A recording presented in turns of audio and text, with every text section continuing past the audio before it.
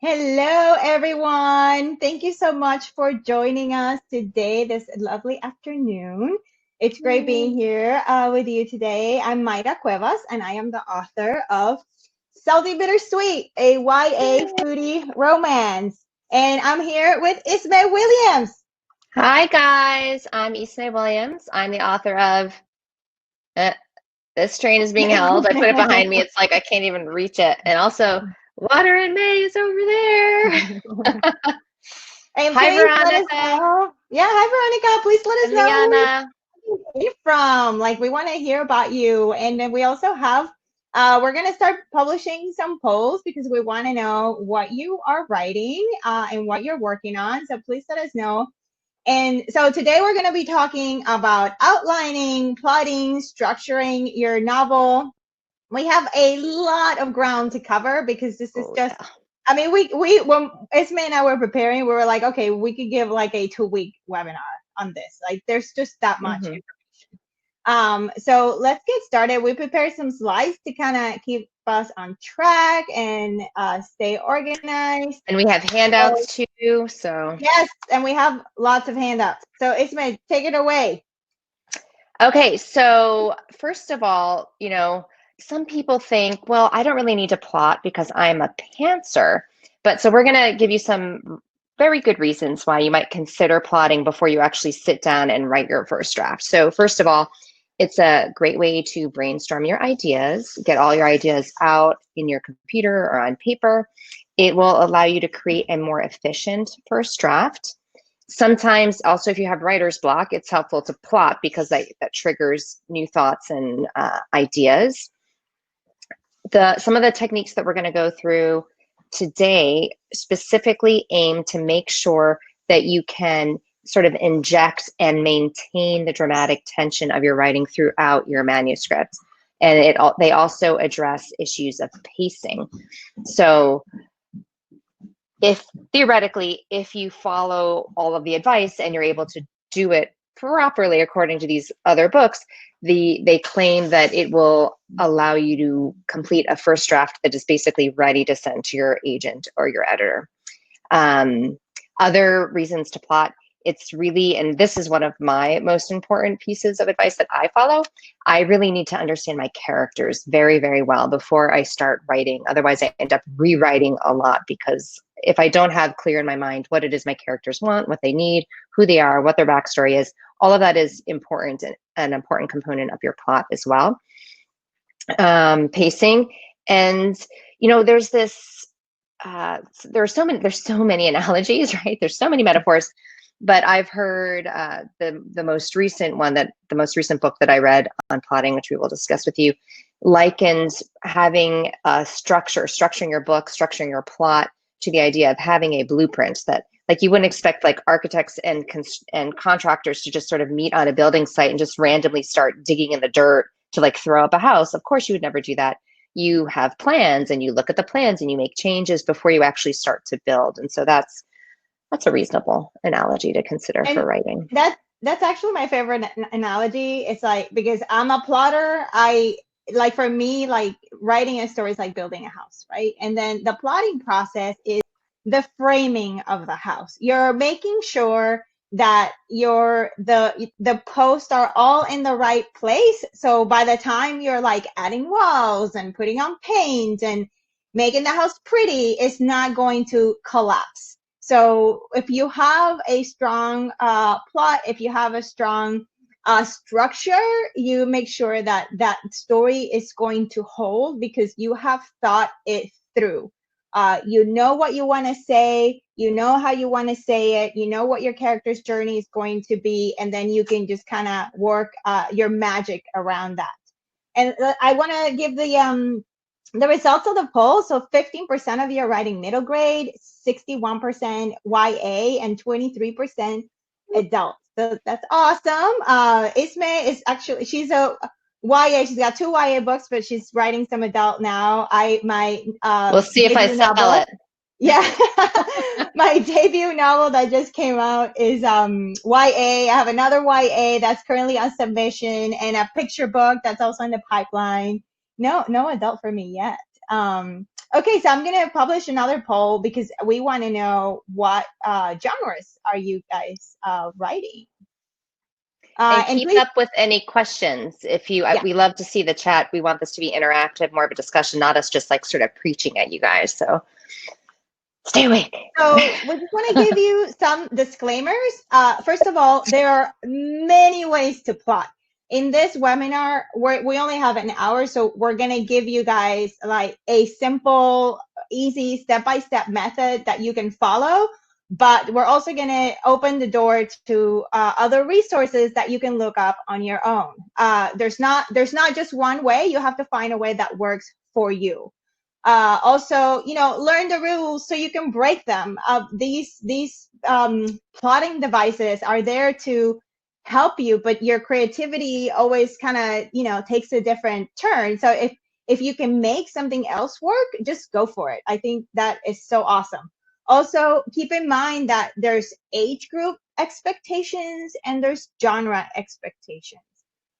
For example, a romance novel needs to have certain elements, like the two characters that are meant to be coming together there needs to be a meet cute.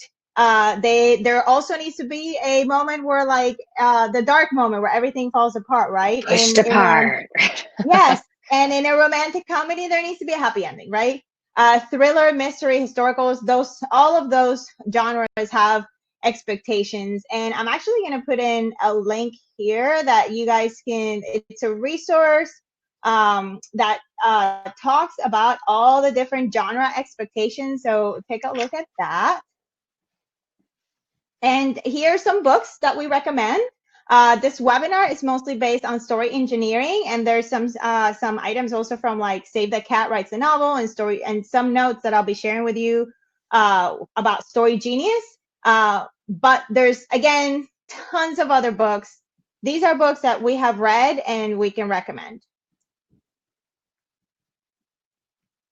Okay, so before you start, Isma, do you want to Sure. So it's interesting. So these were some ideas that Myra and I came up with on our own, just sort of sitting as we were preparing for the webinar.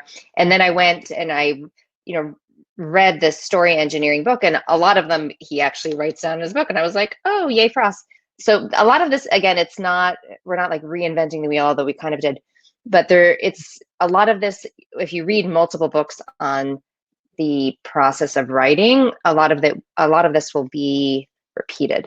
But these are the ones that sort of come from our heart, from our memory of having actually written books. So before you start, you have to have sort of a premise, the idea, the concept. Actually, in story engineering, the author distinguishes with semantics between those three. But there has to be something that makes you think of, oh, my book is going to be like for my book, The Strain is Being Held, it's going to be a New York City subway romance. Two teens from opposite sides of the tracks are going to meet and fall in love on the New York City subway. That was sort of like the initial conceptual seed that popped in my head at one point during a very long drive by myself from Boston back home to New York. But then you have to take that idea and you have to develop it a little bit further. And so that's where you move towards what Larry Brooks calls concept. Boil it down to a what if question, like, what if there were two teens who were very different, who wouldn't otherwise meet, happened to meet on the subway, and there was a romantic spark? What would happen then? And then each what if question should result in a really interesting answer, an answer that you want to read about, but also more questions. And you take it the what if from there. So that's the first part. And the second part is you got to get your characters down. You got to know who your characters are, what it is that they want versus what it is that they need.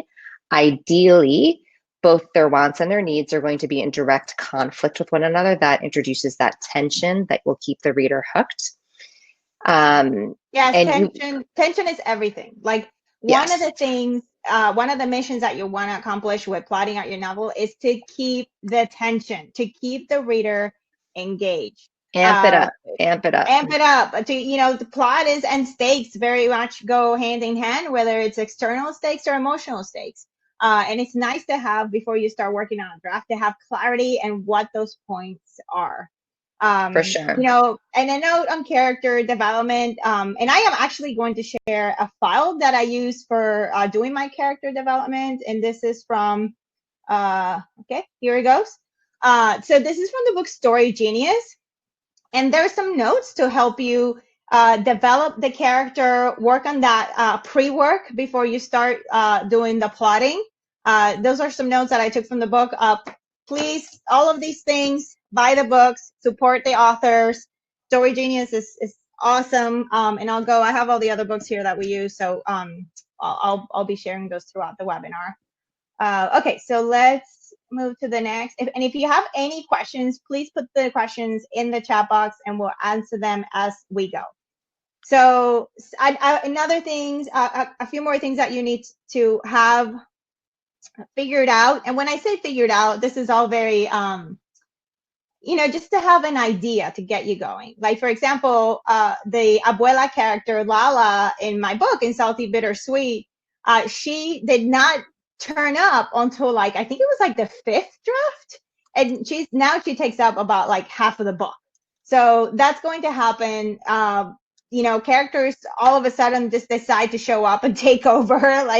That's normal. So this is just something to get you going, right? Another thing that's really important is the theme. What do you want to say with why are you writing this book? And you better be passionate about why are you writing this book?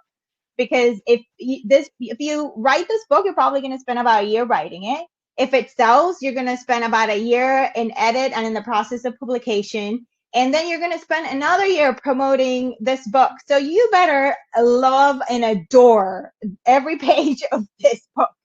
And then, you want to know about your narrator and your point of view. How are you going to tell the story? What voice are you going to use? Because the point of view is going to determine the way that the events unfold throughout the story. And just a quick mention of theme. It's really ideal if you know what that is before you start writing, because the theme should be present, for instance, in all of your subplots and all of your sort of your B-list characters. So the friends, the stuff that's going on with them, it would be great if whatever conflicts they're dealing with support your theme. So I did that with this train is being held. My theme was expectations, sort of expectations from family, friends, your own expectations from society. And so it's Alex is a baseball prodigy. Everybody assumes he's going to be a baseball player because he looks the part, right? He's Dominican. He's this big, strong, athletic guy, but inside he kind of wants to be a poet. And so his friend, the subplot with one of his best friends is that the best friend has been in love with the same girl since 6th grade, and he's a Latino guy, and he's kind of his struggles, he's embarrassed. He keeps breaking up with the girl. Well, they keep getting jealous of breaking up, and because he thinks he should be playing the field, because he thinks it's embarrassing if people know that he's only been with this one girl this whole time. So again, it's expectations.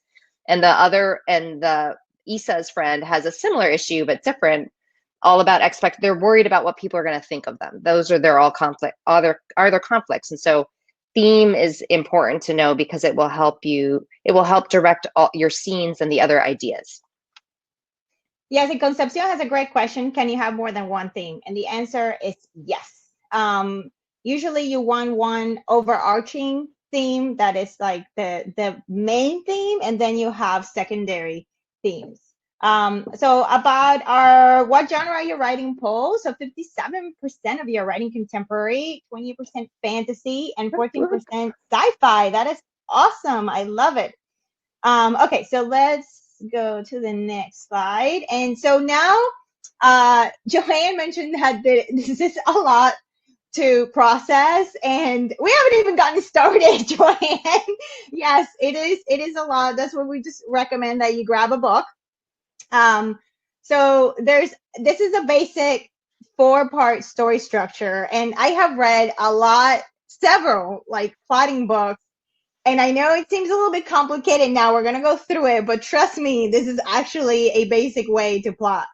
So the 4-part story structure is based on the 4 parts of a novel: the setup, the response, attack, and resolution. So this is different than acts. These are just the parts of the novel. So the mission of each part defines the context of the scenes within it. So what the scenes in the setup need to accomplish is very different than what the scenes in the resolution need to accomplish. So they're almost, think of these like little boxes, right? Yeah, the box And analogy. exactly. So do you want to explain the box analogy? Yeah, so it's interesting. I always did the screenplay, like the 3 acts. This is a little bit different because the response and the attack both happen within Act 2. Act 2 is split up, and it's split up by what happens at the midpoint. And so we're going to talk about, there's a box for part 1, a box for part 2, for part 3, and part 4, and they're separated by important events that have to happen in your book. And the ideal way to approach it is that once you understand what elements that the setup has to provide the reader, you can jot down scenes that are going to accomplish that, and then you move on to your response, and then you move on to the attack, and then you move on to the resolution. And again, as Myra eloquently stated, each of those parts have different missions. So, and I just share with you the 4-part story structure. You can download that and use that. I actually created that to work on my own books. I'm so happy to be able to share that with you guys. It looks something like this. We're sharing it right now. Just if you have any problems downloading, It's under, yeah, it's under the Files tab. Yes. So this is the one that we're going to be talking about today. I am also going to share the plotting form for Save the Cat Writes a Novel. It's right here. I just share that with you. The one that we're going to be talking about today is mostly based on story engineering because it's got less stuff. It's a little more simple. It is more simple. So if you want to download the form, follow along, make your own notes, I would highly recommend that. Okay, so here we go. So part 1, the setup. So usually these are the first 50 to 100 pages in a 300 to 400 page novel. Obviously, if you're writing a fantasy, the setup takes a little bit longer because you have a lot of world building. You have to establish the rules of your world. There's a lot of other components than if you're writing contemporary. If you're writing a contemporary, the setup happens pretty quickly. So what are the milestones? So these are the key moments in part 1. So 1 is the opening scene, then the hooking moment, the inciting incident, and the first plot point. So the overall purpose of the setup in the novel is to hook the reader. And you have to do that very quickly. How do you pick the books that you're going to read? You probably either somebody recommends them to you, but if you're picking them potentially for yourself, you're going through and you're reading the first couple of sentences. Or looking at the concept or the premise of the book. So introduce your hero and make the reader care about them. How many times have you put a book down because you did not connect with the hero of the book or the main character of the book? You also have to foreshadow the main antagonistic force. So what's going to happen? What is this person going to face? Establish the stakes. The stakes are everything. What will they lose? Like what do they stand to lose if their life changes, right? And then also state the theme. What's the hero's need or life lesson that they're gonna have to learn through the novel? And then you just prepare for launch. Like the part 1 ends when the hero is aware something new has entered their life. So we are getting ready for major change in this person's life. And we have a question about to explain more what is a plot point. So we're going to talk about pinch points. Is that what he calls them? And plot points. Yes, we are. They're coming. So we will explain that in more detail because I'm with you. When I first read this, I was like, oh my gosh, this is like so many new terms. And it was very confusing, and I had to read it a couple of times and then try. So we're trying to distill it down to the bare bones. The books definitely have much more information or much more in depth, but this is like the skeleton version of that. And we're actually going to go through every one of those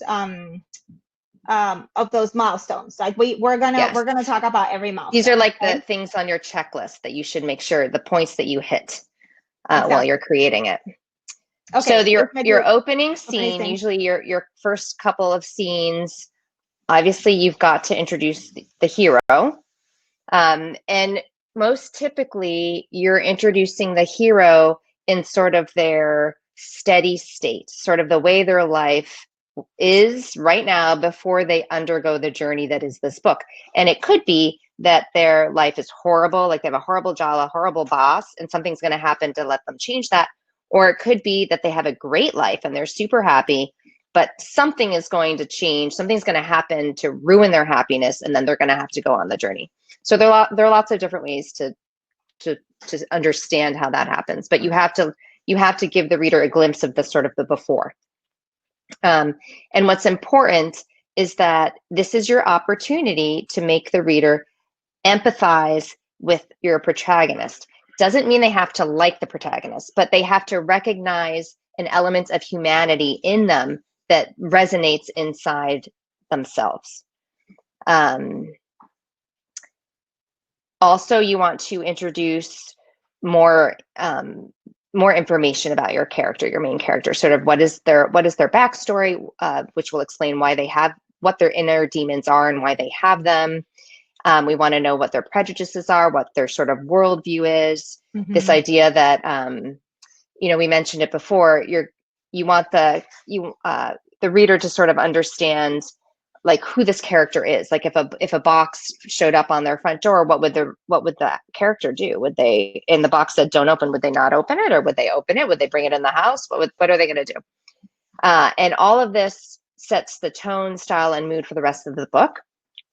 And so an example is the opening scenes is for the Hunger Games. Katniss wakes up and it's the day of the reaping, and so but we do get that glimpse, right? She goes hunting a little bit. We understand that her father is dead, that her mother is basically not present, and she's got this little sister that she cares very deeply about.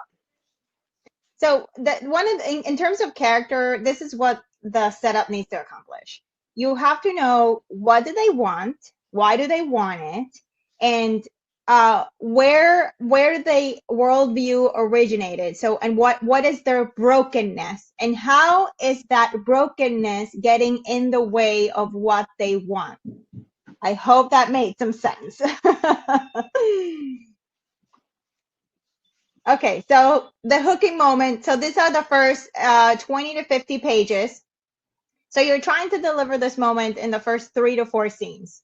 It can be the inciting incident, but it doesn't have to be the inciting incident. Basically, the hooking moment is what makes the reader stick around. It's, the description is sensual, emotionally resonant, and promise an intense and rewarding experience. Let's see if I have. So for the Hunger Games, the hook is when, after meeting Katniss and her family in the first chapter, we see her sister Prim selected as tribute in District 12 reaping ceremony, and then Katniss steps up to volunteer to take her place in the game. So that is the hook in using the Hunger Games example. And it's so well done because it also it really hooks the reader, but it tells you so much about the character, about who Katniss is. Yes, it's amazing because it's like, she's going to, if a box shows up at her doorstep that says do not open, she's opening that box. So immediately there might be food in there for Prim. Yes. Right? Okay, so next we have the inciting incident. So story engineering calls it inciting incident. Save the Cat calls it the catalyst. Okay, Anna's asking for the last slide. I'm guessing it's the hooking moment. So here we go. I'm gonna leave that out for a second. Like I said, the hooking moment and the inciting incident and catalyst, they can be the same thing, or they can be like two separate events. Okay, and I'm gonna move. And you guys, please reach out if you want a PDF of the presentation. I am more than happy to send that to you. Just reach out and send me an email through my website. There's a contact form in there that you can fill out. So inciting incident or catalyst. So what does that do? So it's a harbinger for change, basically blows up this hero status quo. And the most important thing of this moment is that there's no going back. It's like the possibility of going back to the life that they had when the book started is not there. You have officially taken that away. And when you're plotting, if you're thinking, well, ask yourself that question: can they return to the life that they had? If the answer is yes, then you have to change. That's not a good inciting incident or a catalyst. The answer must always be no. There's no going back. Everything has completely changed, and then that will lead to other stuff. And this is a single scene beat. So, for example, in The Fault in Our Stars by John Green, a dying girl meets a quirky boy at a cancer center, right? And if we go back to the Hunger Games example, it is, sorry, I'm like reading through here.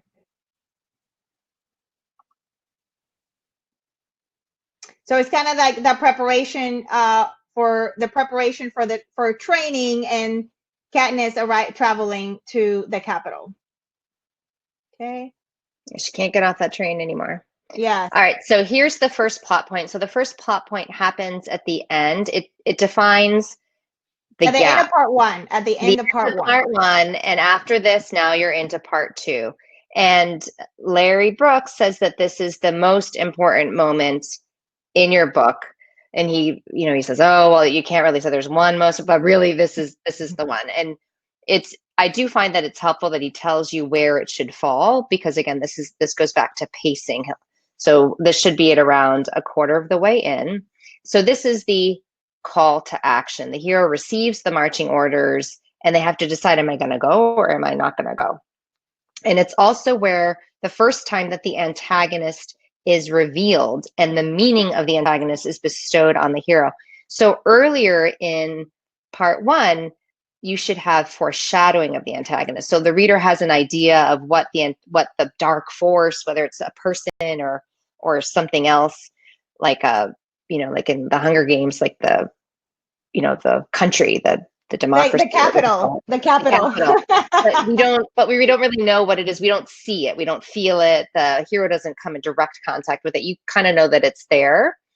And in the story engineering book, there is an example that is given from Thelma and Louise. So in that first part, they're at a bar and they leave the bar, and a friendly guy from the bar is kind of coming after them, and it gets too friendly. He's like attacking them. And so he gets shot. They shoot him, right? That's sort of the catalyst. Like, oh my gosh, we can't go back from now. They can't go back to the way things were now, because they just when someone's dead, they just killed somebody. Yes, there's no going back. That's not the first plot point yet, because what happens is then there's a lot of dialogue and they're deciding, what should we do? Should we go tell the police and turn ourselves in, or do we make a run for it? And when they decide to become outlaws, that's the first plot point. That's like they're accepting the call to action, and then they're off, and it changes really from what they were doing before. And going back to the Hunger Games, the first plot point in the Hunger Games is when Katniss and Peeta come together. They accept there's kind of strategic union, and they partner up. So, and that completely shifts how the rest of the book, basically. Right, because the idea is it's not just an external conflict, but you have to draw in that emotional arc also. So it's sort of the confluence of both the external action and the emotional change that's going to happen. They both have to be present in this plot point. Yes. Okay, and this is first plot point, just thing to remember: the hero receives marching orders, and it's the moment where the course of their lives changes. Okay. So now we're into part two, the response, and this is second box. Second box. So this is about the next 100 pages of your book. So what are the milestones in part two? So the first response scene, then the first pinch point. called a pinch point. It's basically I don't like that word. pressure. It's may change I the say to it should be the pressure pressure point. points where you amp the pressure. That makes more sense to me. I'm like, pinched. Like, who wants to be pinched? Like, I don't understand the pinch. Yeah, I'll But be more I than think he happy to means the pinch pressure you. point. Right? If I pinch you, I'm sure you'll feel the pressure. So, so yes, first pinch point, first pressure point, call it whatever you want. We'll go into it in a second. And then the context shifting midpoint, which is the center of the book. So in part two, the hero's response to the new situation, conflict is the reaction through action, decision or indecision, and this is all character. You launch It's the launch of a new quest to fulfill the newly defined need. The hero is running, hiding, observing, planning, analyzing, but not yet being very effective against the antagonistic force. And that is a very important point of part two. What your hero is doing is not working, because we will address that later in the book. And you go from orphan on part one to wanderer on part two. Yeah, so I just want to say a little bit about the orphan and the wanderer, because again, when I was reading the book, what really cemented the idea of the four parts to me, instead of like the part one setup, part two response, it was this idea that in the beginning, your hero is the orphan, sort of, it's like the status quo, the way they are. And then in part two, they're the wanderer. They're sort of wandering through the woods. They know that they have to be doing something, but they don't really know how to do it yet. They're sort of not being effective. And then part three is they become the attacker, the warrior. And then part four, they're throwing everything at it and they become the martyr. So I liked that, because I don't know, maybe it's because I'm more character focused, like I understand character more, but it's orphan, wanderer, warrior, martyr. And That's another way to think of the four parts. We have a slide at the end that shows, that kind of brings it all together. So it's coming. So first response scene. Let's talk about that first response scene. So a new life has begun. Your hero has accepted the challenge and the adventure has started, right? So at that moment, at that first scene, you got to show the hero trying something new, but still motivated by what they want versus what they need. And this is a very important distinction. And I think of all the books that I read, Story Genius is actually the one that explains this the best. Like, how, right? Do you agree? Really great for character. Mm-hmm. Yes, it's awesome. I understood so many things about character development and the internal versus external arc of the character through Story Genius. She just does a great job. And you can also look at the notes that I'm sharing right now. But yeah, so your character they want to achieve a goal because they have an emotional need to fulfill. Now, is that goal that they're trying to achieve the thing that is going to make them change? Or is there something new that's going to come into the picture that they haven't realized that will fulfill that need, that will help them learn the lesson that they need to learn? Okay, so first response scene, an example of a first response scene is Jane sets out for Thornfield to be the new governess in Jane Eyre by Charlotte Bronte. Okay, so and then whatever they're doing in part two, this is all a temporary solution. This is not going to be the solution to the problem. Okay, it's me. Okay, go ahead. The first pressure point, right? So the pinch points are basically areas where you're going to make sure that you amp the dramatic tension. And so it's just sort of like a check-in, like, okay, at around this point in my manuscript, I have to make sure that I include a scene that really raises the stakes and puts the reader on the edge of their seat and puts the hero in jeopardy, in hotter water. So it happens in the middle of part two, which is, if you're looking at it from the whole book, it's about 3/8 of the way in. Apply that pressure. So you have to remind the reader and the hero of not only what is at stake, but who the antagonist, who or what the antagonist is, and how sort of difficult it's going to be to fight that antagonism. the more simple and direct you can be in your writing, the more effective. And don't just tell, show, let the reader really experience this antagonistic force for themselves so that they can feel it.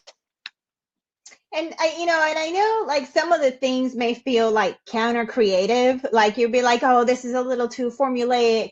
But even people who are pantsing, it doesn't matter. You still need to do these things. Let me tell you why. Because you need to constantly be raising the stakes. Like you need to constantly be applying pressure. Like it doesn't matter whether you're plotting or pantsing. These things they just need to happen. They're part of telling a good story.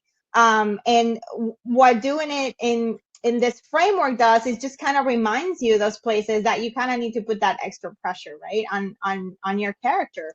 You need to raise the stakes. You need to remind the reader of what these characters are facing.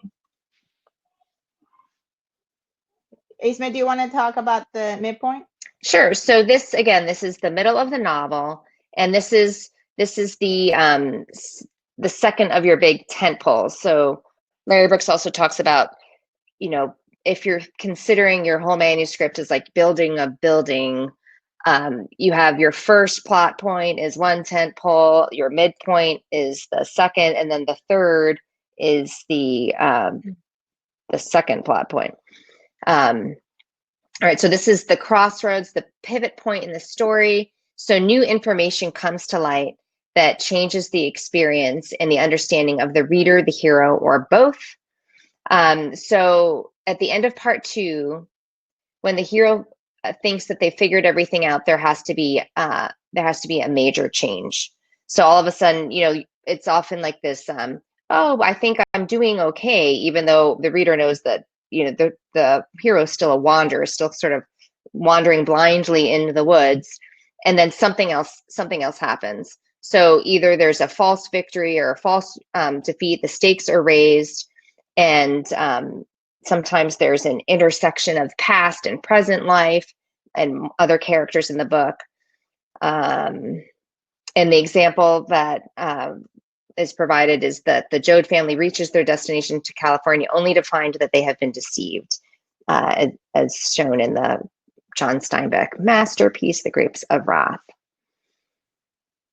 And so the midpoint is so important in both movies and books. And next time you're watching a movie or a book, pause it and try to figure out where the middle is, and pause there and see what is happening. And that's really one of the best ways to figure out effective midpoints and also plot points and pinch points and all that stuff. And try to look at authors that do this very well and see where they're how are they showing this in their work. And Joanne had a question. She says, plot points frustrate me. How do I use them effectively? So think of these things not so much as like you're engineering a book or you're using a formula. No, I mean these are plot twists. You're raising the stakes. You're reminding the reader what is at stake for my character. You're showing the reader the antagonistic force, so not only they can see it for themselves, they're also connecting to your character's plight, right? They're connecting to your character at a deep emotional level. So I mean, it is, these things are just so important to kind of keep that connective thread, right, between the reader and the story. And keep in mind that these plot points are for your hero, for your primary, your main character. So obviously your book has subplots and there are other things going on in other parts where they're just having fun. Those aren't the plot points, but these are sort of like beats that you have to hit in the journey, in the arc that your character is going to go through. And the plot points, you can also think of them as areas where you have the intersection of both the emotional and the action arc of your main character. Yeah. So these are your temples. They're basically keeping the tent up and upright and the house from falling apart. So, okay, so let's go to part 3. Part 3 is the attack and warrior, right? The warrior. So, and it takes about 100 pages of the book. The milestones are the second pinch point that happens at 5/8 of the book.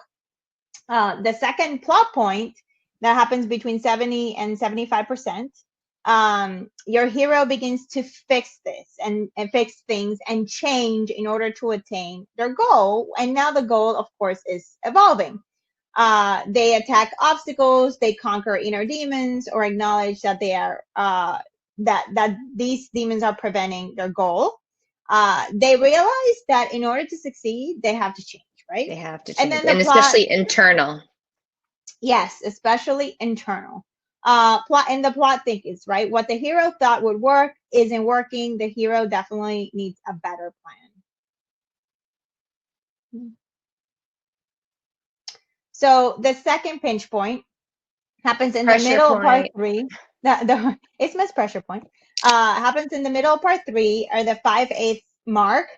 It's a reminder of the story's main antagonistic force, and it's more frightening and unwavering than ever. So you are raising the stakes because we're almost at the end of the book. So you want the stakes to be as high as they can be. I mean, this is the point where the world is about to end, where you know, the like the dark moment where all is lost. It's like we've reached that point in the book. Right. So, or if it's a romance, this is the part where you think they're never gonna be together. It's never gonna happen. You know, there's just too much pulling them apart. There's too much, and then you're showing what those forces are. So that the second, that's, sorry to go back, that second pinch point is a reminder of how strong those forces are. So then we go to the second plot point. So now you're finishing part 3 is finishing, and what distinguishes the warrior from the martyr is your second plot point. So and again, so the pinch points, the pressure points are sort of the reminder of the antagonistic force. It's like showing its face, that the angry monster or the thing that's keeping people apart or keeping the hero from reaching their goal and succeeding.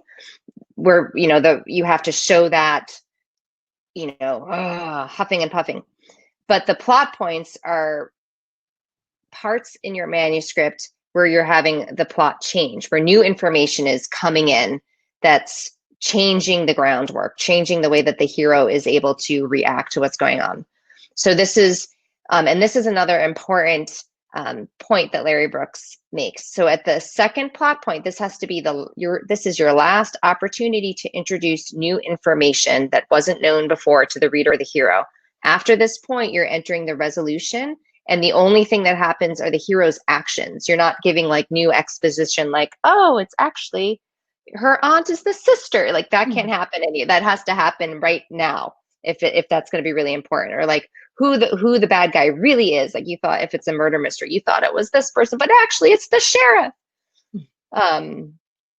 So, and this information is going to give the hero all they need to overcome their inner demon, whatever they need to do to fulfill their emotional arc as well as their action arc, whether it's to save the day, to win the money, win fame, or to keep their loved ones safe. Now they have what they need to do that. And it's often preceded by this like lull where like, again, where all is lost, like we're just gonna give up now.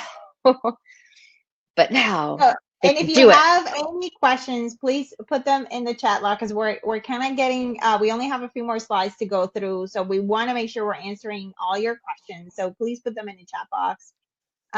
Okay, so we are finally at the end of the book, part 4, resolution. This is a set of about 10 to 12 scenes, and in YA, if you're writing YA usually wraps up very quickly. Everything the hero needs to know to work with has already been introduced. You cannot bring in new information after the second plot point. Like just don't. I mean, the hero needs to have everything that they need to work out their problems, find a solution, grow. The hero summons growth and courage to solve the problem, reach the goal, overcome their inner obstacles, conquer the antagonistic force. Cardinal rule, especially in YA, the main character has to be the primary catalyst in the resolution of the story. They need to be the driving force. So then to recap, you go from orphan to wanderer to warrior to martyr, because the hero at the end in part 4, the hero is willing to die to sacrifice to solve the problem. The hero shows that they have conquered their inner demons that stood in her way and uses that inner learning in the final attack against the antagonist. And if you're following the hero's journey, that's like a very classic way to tell a story, right? So by the end, your hero must have learned something. But of course, that is not the only way to tell a story. Ismay and I were talking about, for example, the book Lolita, uh, where the main character really doesn't change. He doesn't really learn anything. So there again, just Right, but the wanted key is that. they have to be aware of their weakness. They have, and then they can Yes, decide not to change. But they have to, at least what they've the way they've changed is they've gained awareness. So they don't have to act on that awareness.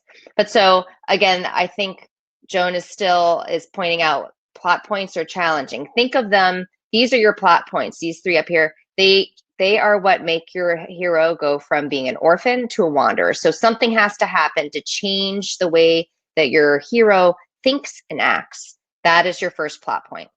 Then again, your hero's in the woods wandering around, has answered your call to action, is on the quest, but doesn't really know how to effectively fight the antagonistic force until the midpoint. Then the midpoint happens. Something happens, and either the hero has the aha moment or new information, maybe like a cavalry comes in, and then they change from being the wanderer to being a more effective warrior. And now they're fighting against the antagonistic part until now you have your second plot point.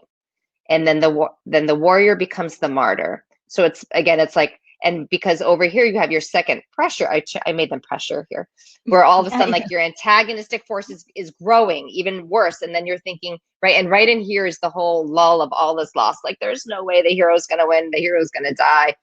The antagonistic force is going to rule the day. But then the second plot point happens and gives the hero the information or the inner strength to finally address whatever inner struggle they are dealing with, to free them up to actively combat the external force that they're fighting, and they become the martyr. Is that more helpful?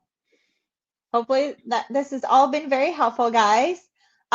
Please reach out to us on social media. We love it when we do a webinar and people reach out afterwards just to say hi.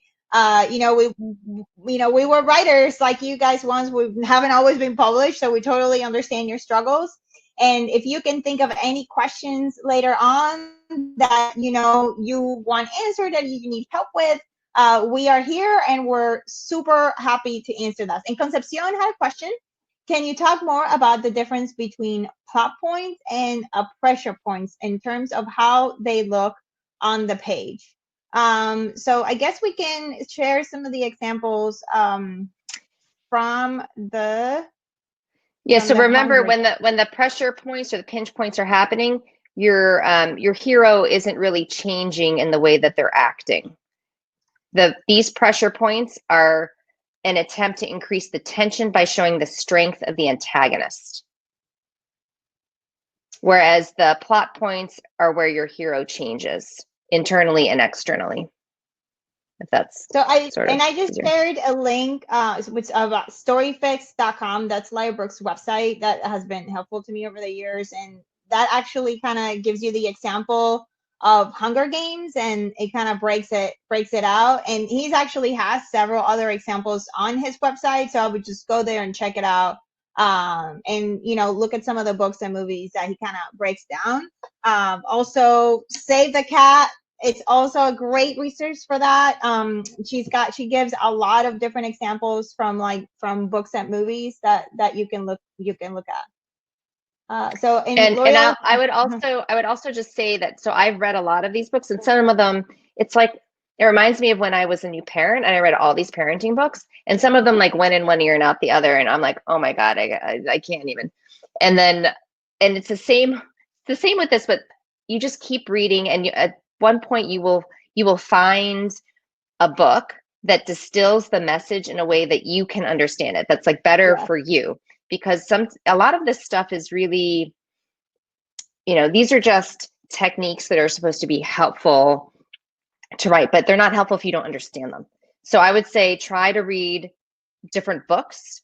And the more books you read, again, they talk about similar themes and similar ideas, but they'll say it in a different way. And I have to say the story engineering, he gives lots of examples in the book. A lot of them are about sports and like Top Gun and like sort of like machismo stuff, which is fine. But he one of the things I was actually telling Myra that frustrated me a little bit is instead of distilling the message into a very cogent, clear phrase, he would just give like very verbose examples, like, but multiple ones. But yeah, so I want to make sure we answer L'Oreal's question. She says, so is the pressure point an action by the antagonist? So in the pressure point, basically you have to think, and the way this looks on the page is different for every book, right? You have to figure out what works for your story, how to show this in your story. So in the pressure point, you are raising the stakes, and you're also you're making sure the reader sees the force of the sees the pressure of the antagonistic force for themselves. So I think how that looks in your book, it's going to be different than how it looks in my book. But it's an effect in the mind of the reader, right? Like they understand, I can give get it. I'll give an example. So in my book, I said it's a New York City subway romance. It's like West Side Story, but they're both Latinos, right? So he's brown, she's white. They're both Latinos.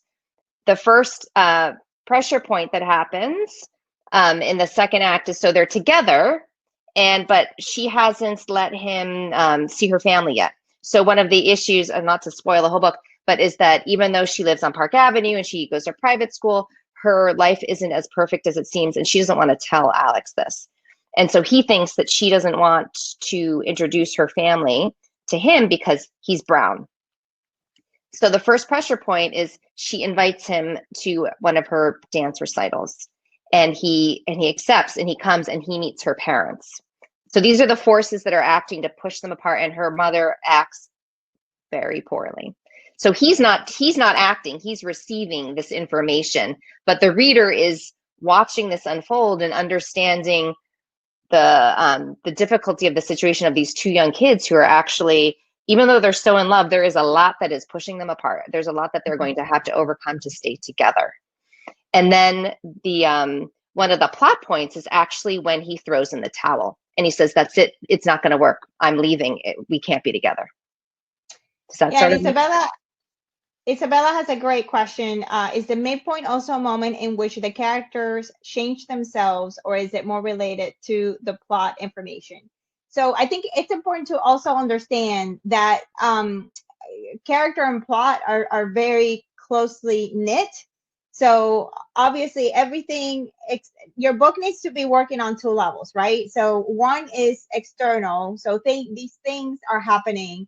So for example, in my book, In Salty Bittersweet. So Isabella, and by the way, my main character is Isa. We have two Isas.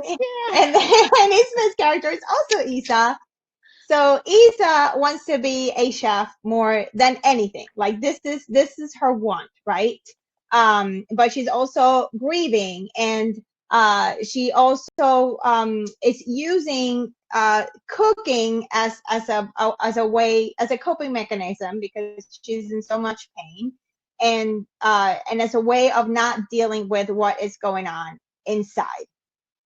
So the plot points all are structured around pushing her to confront what is going inside her heart. So everything that's going to happen to her, all the disappointments that are happening to her are along the way. I want her to get to the point where she has to deal with her pain, and she has to open up and let other people come in and help her.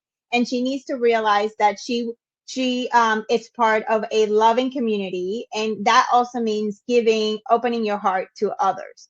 So everything that all the plot points that I'm structuring in the way, they're all to get her to that point. But that point is emotional. So that's the inner journey. So I hope it makes sense. Again, the one book that I recommend that explains that the best is Story Genius. The whole combination of the outer and inner journey, because they're tied very And the wound, closely right? The together. wound of the Yes, character.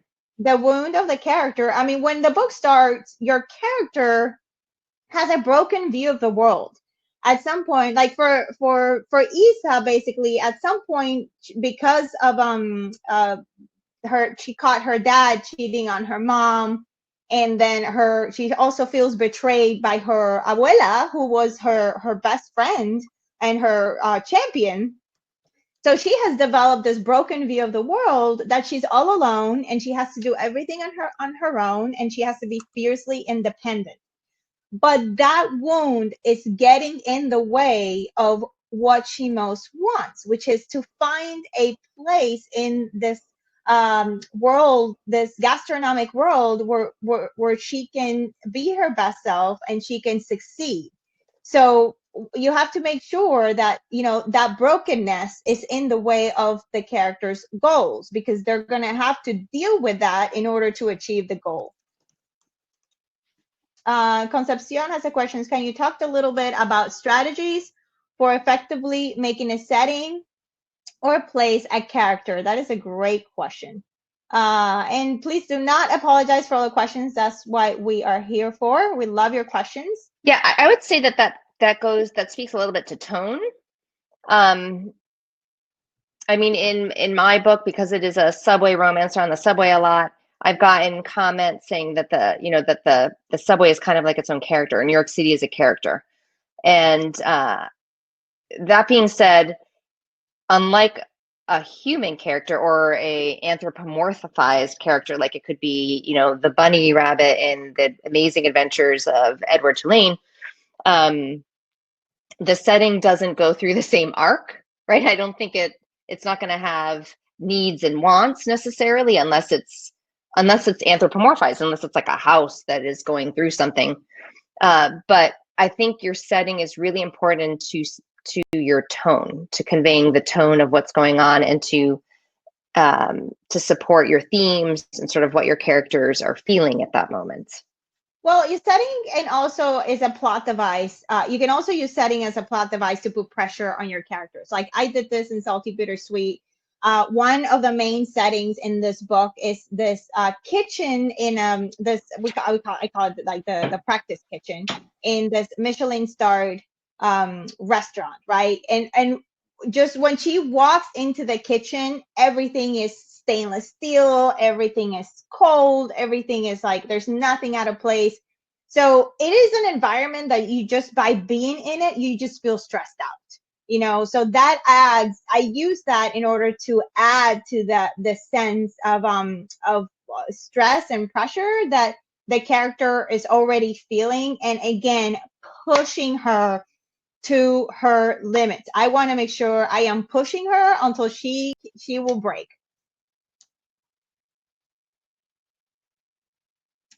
Okay, awesome. Thank you guys so much. Again, I want to make sure, please reach out to us on social media. We'd love to hear from you.